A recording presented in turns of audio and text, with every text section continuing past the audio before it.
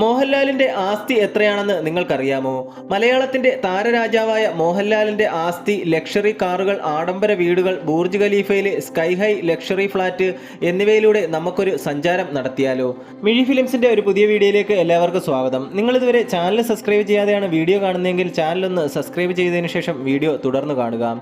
ചെന്നൈ, തിരുവനന്തപുരം, കൊച്ചി എന്നിങ്ങനെ വിവിധ നഗരങ്ങളിൽ സ്വന്തമായി നിരവധി പ്രോപ്പർട്ടികളുണ്ട് മോഹൻലാലിന്. ലോകത്തിലെ ഏറ്റവും ഉയരം കൂടിയ കെട്ടിടമെന്ന് ഖ്യാതി നേടിയ ബൂർജ് ഖലീഫയിലും മോഹൻലാലിന് സ്വന്തമായൊരു ഫ്ളാറ്റ് ഉണ്ടെന്ന കാര്യം എത്ര പേർക്കറിയാം? ദുബായിലെ ബൂർജ് ഖലീഫയുടെ 29ാം നിലയിലാണ് മോഹൻലാൽ അപ്പാർട്ട്മെന്റ് സ്വന്തമാക്കിയത്. 940 ചതുരശ്ര അടി വിസ്തൃതിയുള്ള ഈ അപ്പാർട്ട്മെന്റിൽ നിന്നും ദുബായ് ഫൗണ്ടന്റെയും തിരക്കേറിയ നഗരത്തിന്റെയും അതിശയിപ്പിക്കുന്ന കാഴ്ച കാണാം.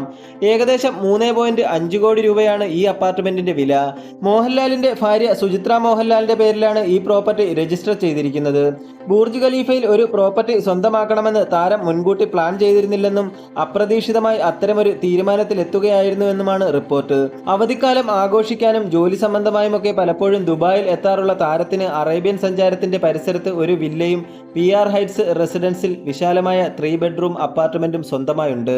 2022 കൊച്ചിയിലെ കുണ്ടന്നൂരിൽ മോഹൻലാലും സുചിത്രയും ഒരു ആഡംബര ഡ്യൂപ്ലെക്സ് അപ്പാർട്ട്മെന്റ് സ്വന്തമാക്കിയിരുന്നു.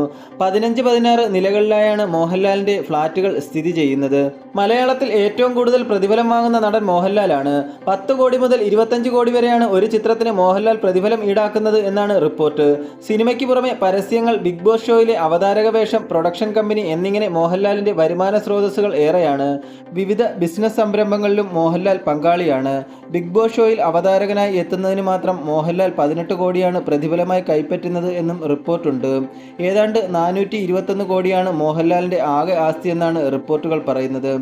ലക്ഷറി വാഹനങ്ങളുടെ ഒരു കളക്ഷനും മോഹൻലാലിനുണ്ട്. കഴിഞ്ഞ വർഷം 5 കോടി രൂപ വിലമതിക്കുന്ന ഒരു റേഞ്ച് റോവർ താരം സ്വന്തമാക്കിയിരുന്നു.